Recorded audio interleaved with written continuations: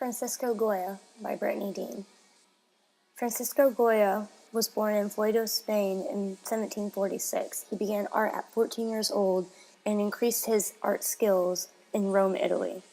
First applied to this art school that was called the Royal Academy of San Fernando, but was originally rejected, so he studied under Anton Raphael Mengs, a popular painter in the royal circles. Anton and Goya originally did not get along as well, but after Goya got married to Josephia Bayeux, sister of Francisco Bayeux, an artist who was already a member of the school, he was accepted into the admissions.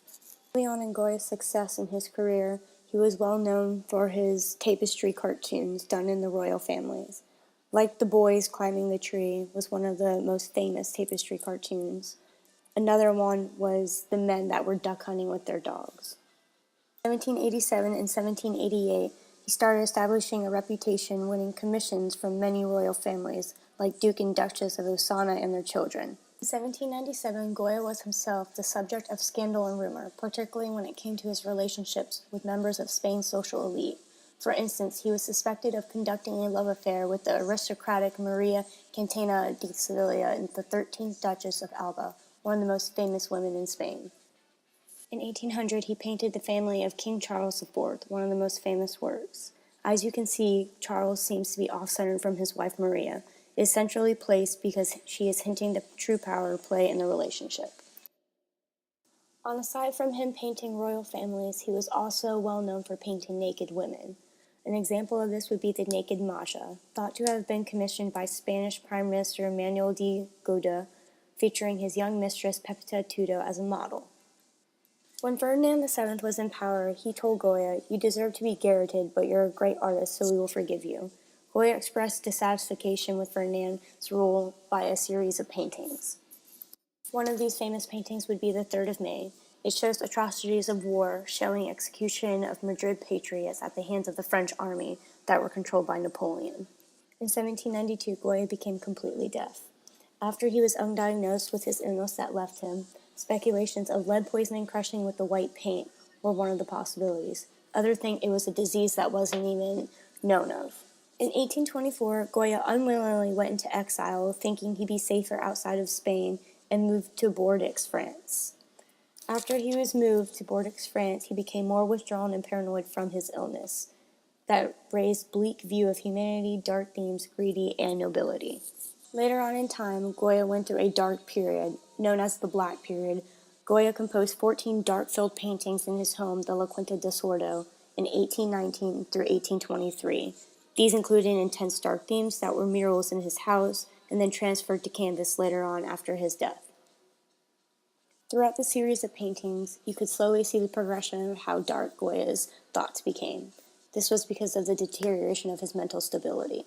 As you can see in his painting Fantastic Vision, it was in mythology a killer demon that Goya represented We Ignore the Reason, as a woman who partially covers her face while floating in the sky, carrying a horrified man away. In his next painting, The Duel with Cludges, as you can see, there was a duel that is real between two anonymous persons, and it would be only solved by one inevitable death of one of them. This work has been interpreted as the allegory of the Civil War, contrasting with these two tragically anchored to the ground. A very well-known painting, The Dog. It depicts a dog that was totally hidden except for his head against the ochre background. We know nothing more about this protagonist or the meaning of the fresco. Where is the dog? What is he looking at? Is he sinking, or is he, on the contrary, is he sticking his head out cautiously? Afraid of something we are not able to intuit? There are many interpretations of the painting associating the dog with the infernal figure who guides the dead souls of hell, these suggesting the symbol of abandonment and neglect. Another painting from his series of the Black paintings that nobody knew what the true meaning was Heads in the Passage.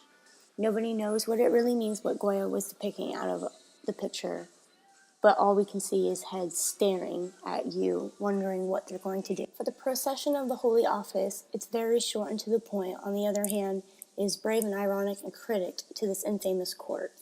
Leocada. The only thing that we can truly interpret from this painting is that it's a very elegant and beautiful woman, despite why Goya painted her, because he was going through the process of depression.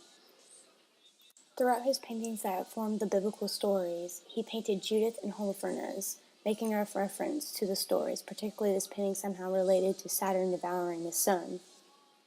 Saturn devouring his son is which another mutilated body is shown to us.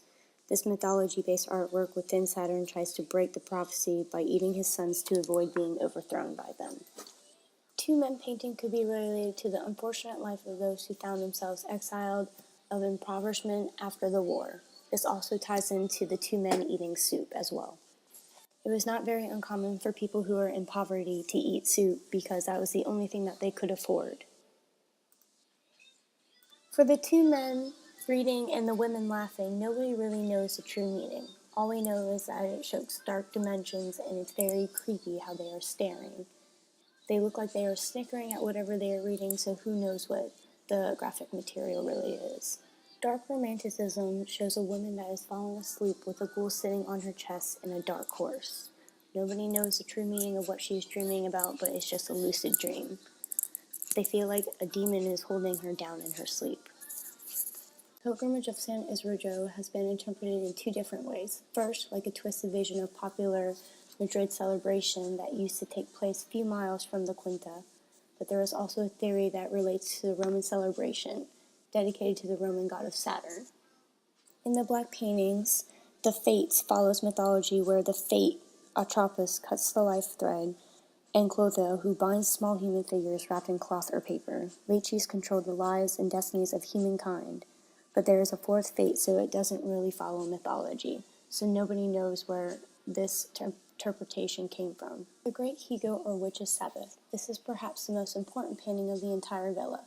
Although when the fresco was transferred to canvas, it lost a great part in the right end, which causes strange asymmetry between the young girl sitting and the Great He-Goat. The painting looks not exactly terrible, but disturbing and even parodic. It's quite suggestive to compare this work to one of the same subjects Goya painted, which is Saturn devouring his son. The painting shows devil in a goat form presiding over a group of ghoulish witches and warlocks, with a girl sitting in the black waiting to be initiated into the coven. Saturn devouring his son and the Great He-Goat, perhaps the most famous of these black paintings nowadays, symbolize the horror and madness of his true mental illness before he passed away in 1828. Before Goya went away in 1824, the Quinta was sold and passed through diverse hands, putting the danger and integrity of the paintings. But in 1874, the proprietor of the Quinta and the Baron ordered the curator of the Prado Museum, Salvador Martinez, to transfer frescoes to canvases. These paintings were exhibited at the Universal Exhibition of Paris in 1878, but later they were donated to the Prado Museum where they exhibit nowadays.